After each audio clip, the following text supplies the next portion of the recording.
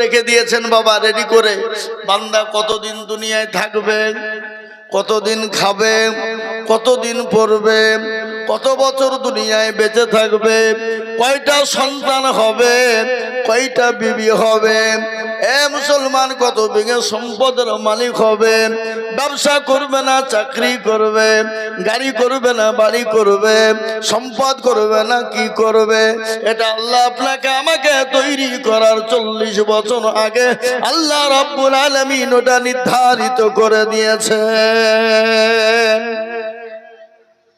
এ মুসলমান, আপনার বাড়িতে কবে মেহমান আসবে, কটা আসবে, কখন আসবে, কোন টাইমে যাবে, কোন টাইমে আসবে, আপনি কতদিন দুনিয়া জমিনে বেঁচে থাকবেন, আপনি কতদিন বাঁচবেন, আপনি কিসে মারা যাবেন, কিভাবে মারা যাবেন, আপনি নামাজ অবস্থায় মারা যাবেন, না মোটর সাইকেল চালাতে গিয়ে মারা যাবেন, না গাড়িতে অ্যাক্সিডেন্ট হবে, না আপনার বাদ পড়ে মারা যাবে, না অসুস্থ হয়ে মরবেন, এটা আল্লাহ রাব্বুল আলামিন নির্ধারিত করেছে। করেছে না করে নাই? কথা বলেন। এটা 40 বছর আগেই আল্লাহ নির্ধারিত করে দিয়েছে। কিন্তু একটা কথা আপনাদেরকে বলে যাই, মানুষ যখন মারা যায়, হযরত আজরাইল আলাইহিস সালামকে আল্লাহর রাসূল জিজ্ঞাসা করলেন, নবী গো, নবী জিজ্ঞাসা করলেন, আজরাইল বলো, মানুষের জানটা কবুল তুমি এতগুলা মানুষের কিভাবে করো?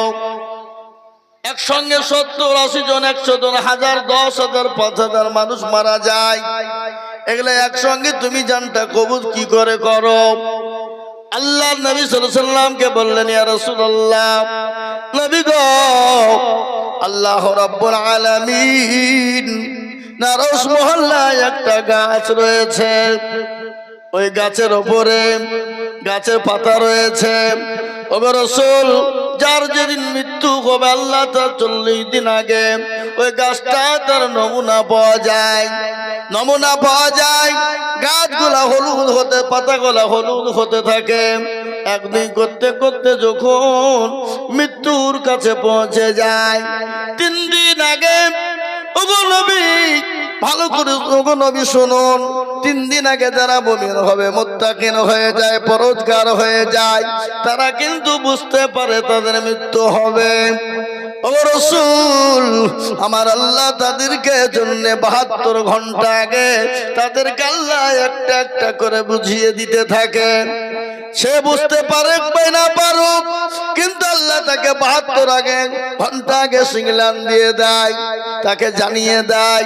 ওগো রাসূল, আপনি জানেন আল্লাহ রাব্বুল আলামিন পরওয়ারদিগার আলম আল্লাহ রাব্বুল ইজ্জত ওই মানুষের মৃত্যুর আগে তার সমস্ত খবর করে দেয়। এ ভাইরা, দেখবেন যারা মুমিন হয়, পরহেজগার দিনদার ইমানদার হয়, তারা কিন্তু দেখবেন বুঝতে পারে যে আমার মৃত্যু কাছে এসেছে, ঘনিয়ে এসেছে, আর বাঁচবো না, তারা বুঝতে পারে। কিন্তু যারা বেঈমান, বেঈমানদার, বেকলমাওয়ালা, তাদের কিন্তু ভুল বিশ্বাস থাকে না, তাদের কোনো আপনার সিস্টেম থাকে না, তারা মরতে হবে, মরবো এ চিন্তা তাদের থাকে না, তারা জানতেও পারে না। তাই আমি আপনাদেরকে বলি বাপজি, আল্লাহ রাব্বুল আলামিন দুনিয়া জমিনে আমাদেরকে বানিয়েছেন, আমাদের তো মৃত্যু হবে, কিন্তু আল্লাহ রাব্বুল ইজ্জত বললেন, বান্দা মৃত্যু তো তোমাদের দিব, কিন্তু মৃত্যুর আগে আমার হুকুম তোমাদেরকে পালন করতে হবে। আল্লাহ বললেন, হুকুমটা কি? কোরআনে পাকে বললেন, ওয়া মা খালাকুতুল জিন্না ওয়াল ইনসা ইল্লা লিয়াবুদুন। আল্লাহ বলেন, এ বান্দা তুমি আমার ইবাদত করো, বন্দেগী করো, আমার হুকুমকে মানো, আমার হুকুমকে মেনে নাও।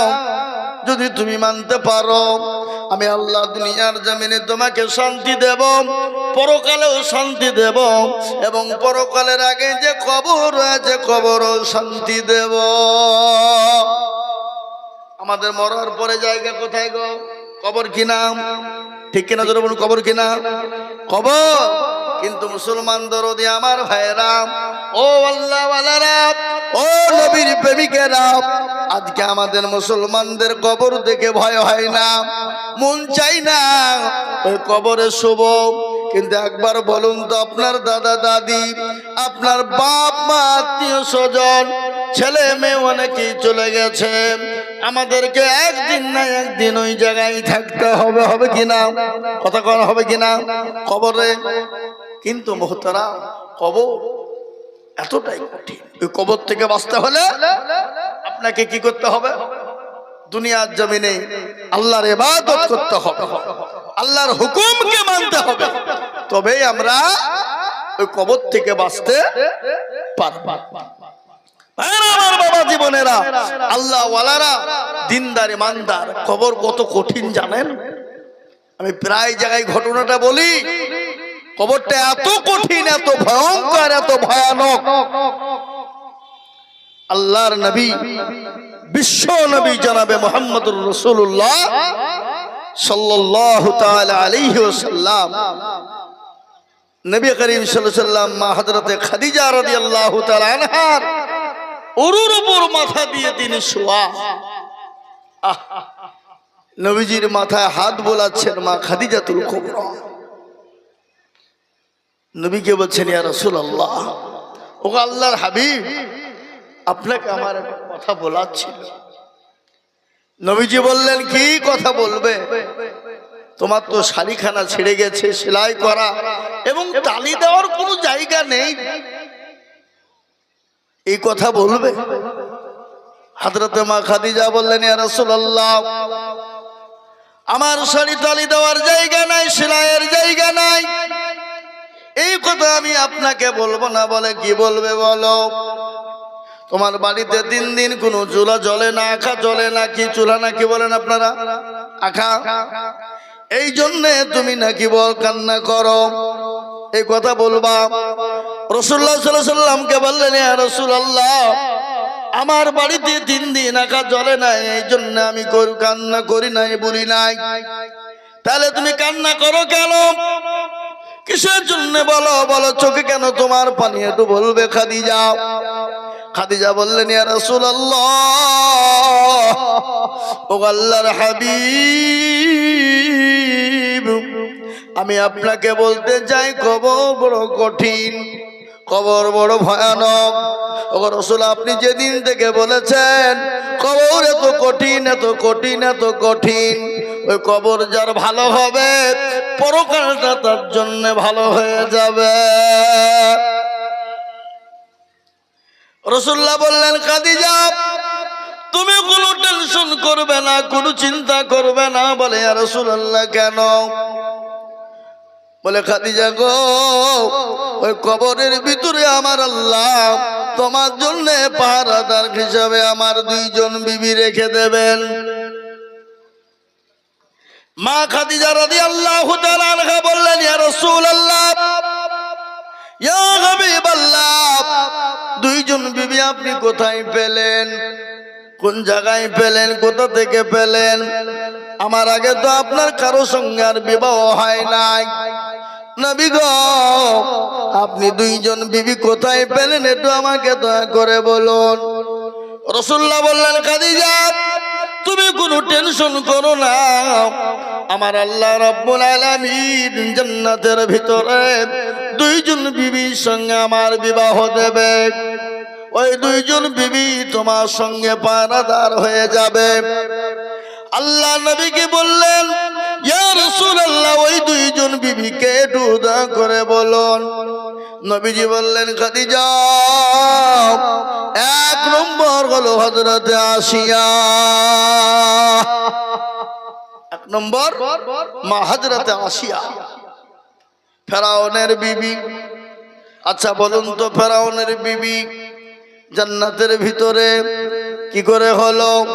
আপনাদের সকলের জানা আছে, ফেরাউন দুনিয়ার জমিনে রাজত্ব করেছিল, নিজেকে খোদাই দাবি করেছিল, দুনিয়ার জমিনে নিজেকে বলেছিল আমি সবের মালিক।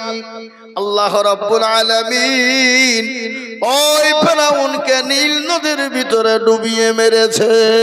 মেরেছে কিনা জোরে বলুন? মারে নাই? নীল নদী ডুবিয়ে মেরে দিয়েছে। ফেরাউনের বিবি আসিয়া, ফেরাউনকে সবাই কিন্তু খোদা বলে মেনে নিয়েছিল, কিন্তু তার বিবি আসিয়া মানে নাই। তার উপর এত অত্যাচার এত জুলুম হয়েছিল, এত অত্যাচার এত জুলুম হয়েছিল। মা খাদিজা, মা আসিয়া রাদিয়াল্লাহু তাআলা আনহাকে মরুভূমির উত্তপ্ত গরম বালিতে ফেলে দিয়ে বলা হয়েছিল, যতক্ষণ পর্যন্ত আমাকে না মানবে ততক্ষণ পর্যন্ত মারতে থাকো। এত মারা হয়েছিল। মা আসিয়া রাদিয়াল্লাহু তাআলা আনহার গোটা শরীরটা কত বিক্ষত হয়েছিল। আল্লাহ বলেন নবী গো, আল্লাহ বলেন ও ফেরেশতা মণ্ডলী শুনে নাও, আমার আসিয়াকে মৃত্যুর আগে 8টা জান্নাতের দরজা খানা খুলে দাও, সে যেন 8টা জান্নাতের দরজা থেকে মরতে পারে। আল্লাহ নবী বলেন খাদিজা, ওই আসিয়ার সঙ্গে কিয়ামতের দিন আমার আল্লাহ আমার সঙ্গে জান্নাতে বিবাহ দেবে।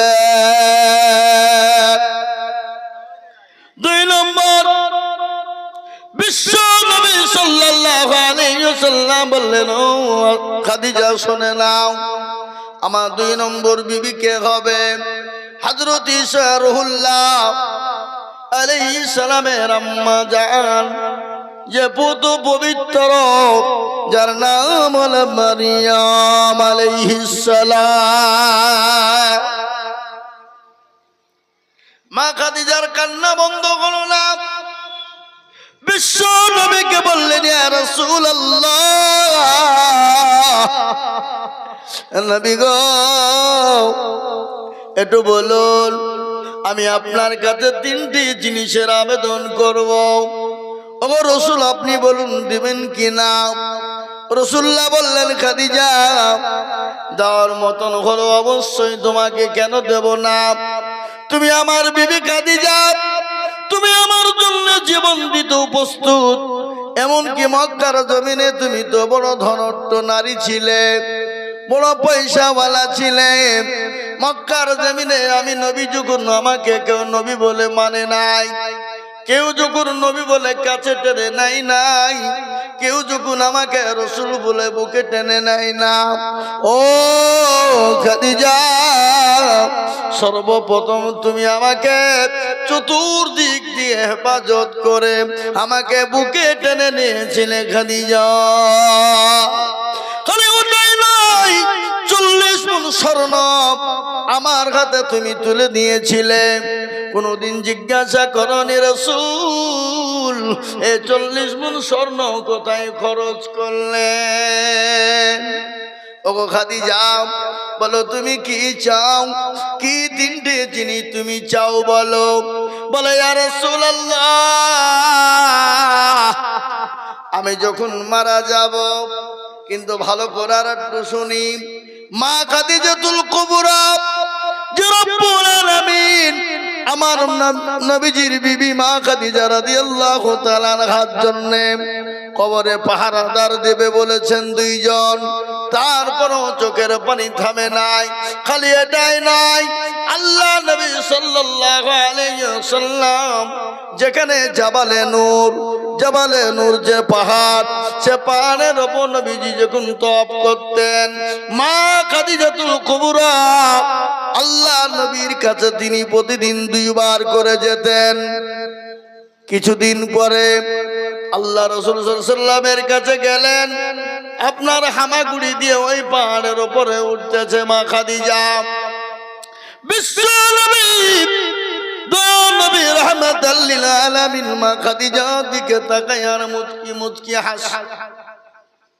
মা খাদিজাতুল কুবরা পৌঁছে গেলেন, রাসূলুল্লাহকে বললেন, ইয়া রাসূলুল্লাহ, নবী গো আমি চলতে পারি না, শরীরটা বড় অসুস্থ। রাসূল আমি বুড়ো হয়ে গেছি, আর চলতে পারি না, শরীরটা বড় খারাপ। আল্লাহ নবী বললেন, মা খাদিজার দিকে তাকায় আর মুচকি মুচকি হেসে যায়। মা খাদিজা বলেন, ইয়া রাসূলুল্লাহ, আপনি আমাকে দেখে মুচকি মুচকি হাসেন গো নবী। রাসূলুল্লাহ বলেন খাদিজা আমি এর জন্য হাসি নাই। বলে কেন আপনি হাসলেন? বলে খাদিজা তুমি আসার আগে তোমার উপর আমার আল্লাহ এত খুশি এত খুশি এত আনন্দ হয়েছে।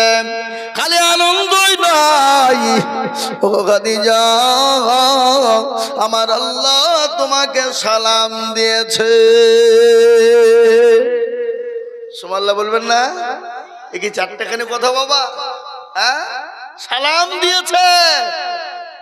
এ মুসলমান, হযরত খাদিজা রাদিয়াল্লাহু তাআলা আনহাকে বললেন ও খাদিজা আল্লাহ তো সালাম দিয়েছেন, জিবরিল আলাইহিস সালাম পর্যন্ত সালাম দিয়েছে।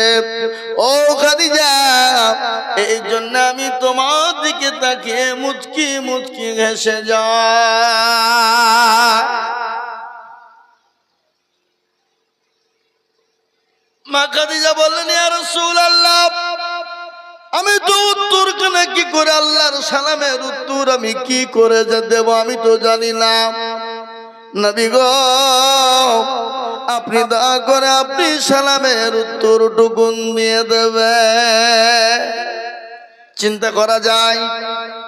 বলুন তো, যে খাদিজা রাদিয়াল্লাহু তাআলা আনহাকে আল্লাহ সালাম দেয়, যে খাদিজা রাদিয়াল্লাহু তাআলা আনহার জন্য কবরে দুইজন বিবিকে নবীজির আপনার পাহারাদার রেখে দেওয়া হবে, সেই মহিলা সে ভাগ্যবতী নারী।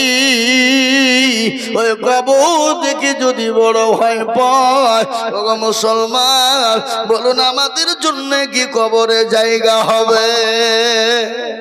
হবে? জায়গা হবে?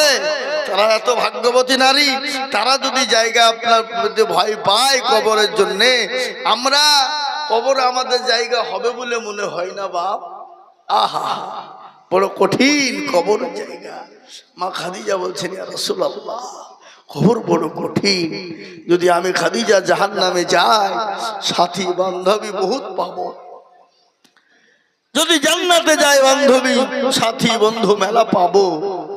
কিন্তু কবর এমন একটা জায়গা যেখানে বান্ধবী নাই, বন্ধু নাই, সাথী নাই, যেখানে লাইট নাই, যেখানে কোন রকমের বিছানা নাই, কোন রকমের কিচ্ছু নাই। আচ্ছা বলুন তো, পৃথিবীর জায়গা যেখানে যাবেন সেখানে কাউকে না কাউকে পাবেন, কিন্তু কবর এমন একটা জায়গা যেখানে কাউকে পাওয়া যাবে নাকি? কথা বলেন না কেন? কথা পাওয়া যাবে? কাউকে পাওয়া যাবে না, কাউকে আপনার পাওয়া যাবে না, কেউ আপনার সঙ্গের সাথী কবর হবে না, কেউ আপনার জন্য কবরে জায়গা হবে না। এ মুসলমান, আল্লাহর নবী সাল্লাল্লাহু আলাইহি সাল্লামের বিবি মা খাদিজা বললেন ইয়া রাসূলুল্লাহ নবী গো আপনি দয়া করে আমার তিনটে আবেদন রাখবেন। প্যারা নবী সাল্লাল্লাহু আলাইহি সাল্লাম বললেন খাদিজা বলো কি তিনটে কথা? বলে এক নম্বর ইয়া রাসূলুল্লাহ আমি যখন মারা যাব, আমাকে যখন দাফন কাফন করবেন দয়া করে মেহেরবানি করে আপনার জুব্বা মোবারক দিয়ে দাফন করবেন। রাসূলুল্লাহ বললেন খাদিজা তুমি এত দিলে, ইসলামের জন্য সব বিলিয়ে দিলে, আমি যদি পুরনো জুব্বা দিয়ে তোমার কাফন বানিয়ে দিই লোকে কি ভাববে, মানুষ কি বলবে? কি দয়ার নবী, কি বিশ্ব নবী, কি মায়ার নবী, তিনি তো রাহমাতাল লিল আলামিন। জোরে বলুন ঠিক কিনা? কোরআন আল্লাহ বলেছেন ওয়া মা আরসালনাকা ইল্লা রাহমাতাল লিল আলামিন। তিনি তো দয়ার নবী, মায়ার নবী, তিনি তো রাহমাতাল লিল আলামিন। এ মুসলমান দরদি আল্লাহ ওয়ালা, আমার নবীর ব্যবহার, আমার নবীর চরিত্র আখলাক এত ভালো, আল্লাহ তার কোরআনে প্রমাণ করে দিয়ে বলেছেন ইন্নাকা লাআলা খুলুকিল আযীম। আযীম মানে বড়। আমার নবীর চরিত্র আখলাক এত বড়, এত ভালো। এ মুসলমান দরদি আমার আল্লাহ ওয়ালারা, বিশ্ব নবী তিনি তো মায়া নবী, তিনি তো দয়া নবী। গজল আছে না গো, আল্লাহর নবী মায়া নবী গো, আপনি নবী আমার জীবনের জীবন। আল্লাহর নবী মায়া নবী গো, আপনি নবী আমার জীবনের জীবন। আপনি আমার জীবন সাথী, অন্ধকার কবরের বাতি, আপনি হইলেন নিরুদুনিয়ার ধন।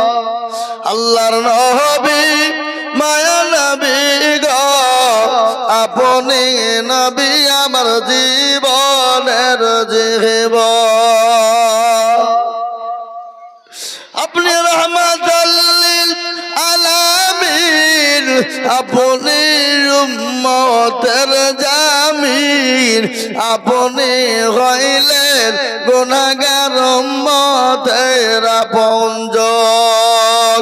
আল্লাহর নবী মায়া নবী গো, আপনি নবী আমার জীবনের জীবন। আর আমার বাবা জীবনেরা, আল্লাহওয়ালা দিনওয়ালারা, বিশ্ব নবী মা খাদিজাকে বললেন, ইয়া রাসূলুল্লাহ, কবরের জন্য আমি যখন যাব, দাফন কাফন করবেন, তখন আপনার জুব্বা মোবারক দিয়ে দাফনটা করে দিবেন। 1 নম্বর 2 নম্বর বলি, ইয়া রাসূলুল্লাহ, আপনি যখন আমাকে কবরে দিবেন, আপনি আমাকে যখন মাটিতে নাম দেবেন, ইয়া রাসূলুল্লাহ, দয়া করে আপনি নিজে নামবেন। 3 নম্বর রাসূলুল্লাহকে বললেন, ইয়া রাসূলুল্লাহ, আপনি কবরে দাও করে আপনি 3টা সওয়ালের জবাব দিয়ে দেবেন। রাসূলুল্লাহ বললেন, খাদিজা, নিজের জবাব নিজেকেই দিতে হবে কবরে, কেউ কারোর জন্য জবাব দিয়ে দেবে না। সওয়াল করবে, সওয়ালের জবাব নিজেকেই দিতে হবে।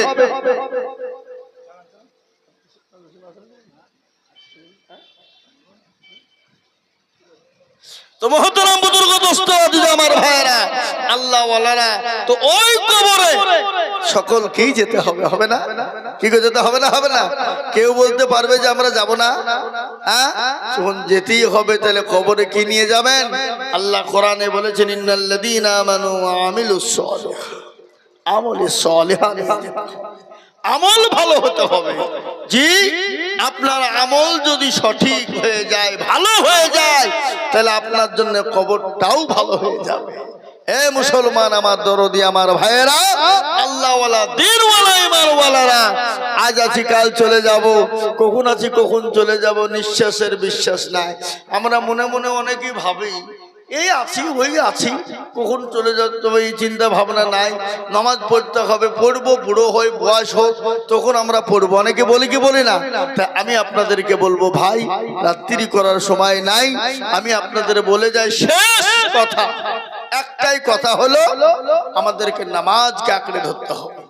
নামাজ ঠিক তো সব ঠিক, আর নামাজ যদি আপনার আমার সকলের গোলমাল হয়ে যায়, তাহলে আপনার সব কিছু গোলমাল হয়ে যাবে। আল্লাহ রাব্বুল আলামিন আমাদের সকলকে দিনদার, ইমানদার, পরহেজগার বানার তৌফিক এনায়েত করুন। আল্লাহুম্মা আমিন, আল্লাহুম্মা আমিন। দোয়া হয়ে যাবে, দোয়া করুন।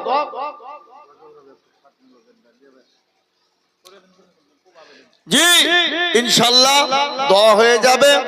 আল্লাহ আমাদের সকলকে শোনার থেকে আমল করা তৌফিক এনায়েত করুন। আল্লাহুম্মা আমিন, আল্লাহুম্মা আমিন। আমরা সকলেই হাত তুলে দোয়া করি, আল্লাহ আমাদের সকলকে কবুল করুক। আর আমাদের অনেকের আত্মীয় স্বজন, মা বাপ, ভাই ব্রাদার চলে গেছে, বন্ধু বান্ধব চলে গেছে। জি, আমাদের অনেকের অনেক হেতাকাঙ্ক্ষী চলে গেছেন। আপনারা আমরা সকলেই তাদের জন্য দোয়া করবো ইনশাআল্লাহ। ছোট্ট করে দোয়া করব, আল্লাহুম্মা রাব্বানা যালামনা আনফুসানা ওয়া ইল্লাম তাগফির লানা ওয়া তারহামনা লানাকুনান্না মিনাল খাসিরিন। রব্বানা লা তুযিগ কুলুবানা বা'দা ইয হাদাইতানা ওয়া হাব লানা মিন লাদুনকা রাহমা ইন্নাকা আনতাল ওয়াহ্হাব। আল্লাহ, এই জলসাকে কামিয়াবি করো, ইয়া আল্লাহ, এই মজলিসকে কামিয়াবি করো। আল্লাহ, যাদের যারা এই প্রোগ্রাম দিয়েছে, সভা দিয়েছে, আল্লাহ তাদেরকে আল্লাহ হেফাজত করো, আল্লাহ তাদেরকে দিনদার পরোজগার নামাজি বানাও, আল্লাহওয়ালা দিনওয়ালা ইমানওয়ালা কলমাওয়ালা বানাও, আল্লাহ তাদেরকে মসজিদমুখী দিনমুখী ইমানমুখী বানাও।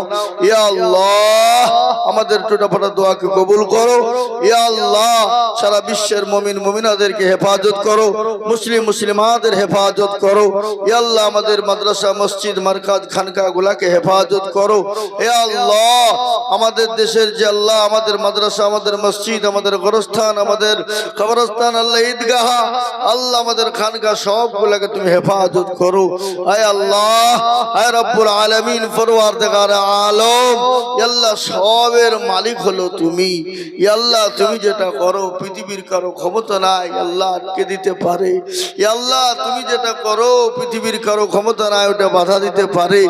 আল্লাহ তোমার হেফাজত তুমি, দিনের হেফাজত তুমি করো। আল্লাহ মাদ্রাসা মসজিদ মারকাজ খানকাকে তুমি হেফাজত করো।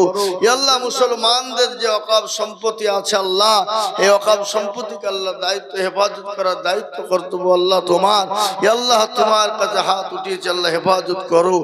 আল্লাহ আমাদের এই জালিম অত্যাচারী সরকার থেকে আমাদেরকে হেফাজত করো। আল্লাহ এই জালিম সরকার অত্যাচারী সরকারের থেকে আমাদেরকে বালা মুসিবত থেকে আল্লাহ হেফাজত করো।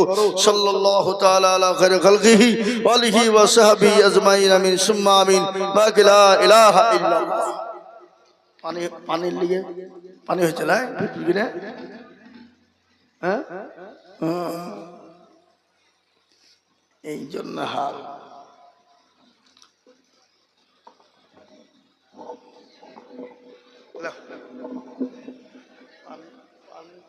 সাথে সাথে নেই খামা খাই মধ্যে আমি দিলাম